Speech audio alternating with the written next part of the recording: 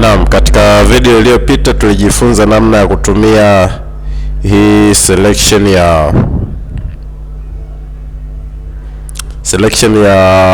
object selection tool ya kwenye 1D tool, na tuka select hapa object, tukaona jinsi ilivyokuwa, ikachagua object nzima ambayo ni picha ya huyu mtu hapa mbele. Inaweza ikaa kitu pia.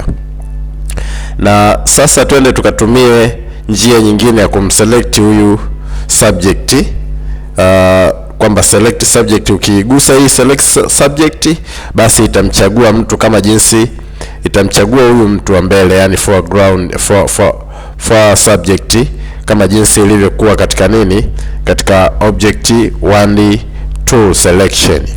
Kwa hiyo twende tukaklik hapa select subject, tuone kinachotokea.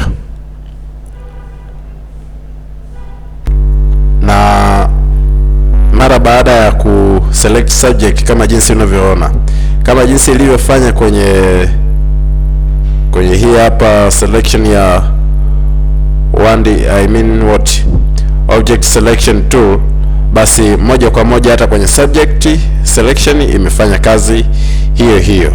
Kwa hiyo hapo tutajifunza zaidi katika mada inayokuja, namna gani ya kuondoa hii background kwa kutumia selection hizo. Na mwisho kabisa twende tukaangalie jinsi gani, hebu ni select kwanza, jinsi gani ya ku crop.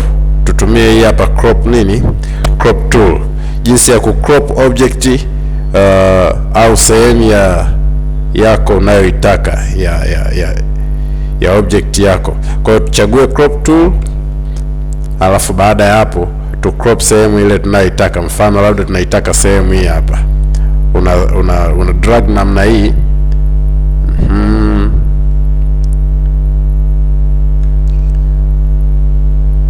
hapo, unakuwa una click enter, tayari hapo unakuwa umefanya umesha crop. Crop ni simple tu namna hiyo, undo control Z. Lakini pia kwenye crop kuna selection nyingine ambayo ni perspective crop tool. Perspective crop tool inakusaidia kuchagua katika muundo unaoutaka. Mfano tukidrag hapa, unaweza ukatengeneza katika mfumo unaoutaka, labda tengeneza namna hii kama dirisha fulani hivi limekaa, naona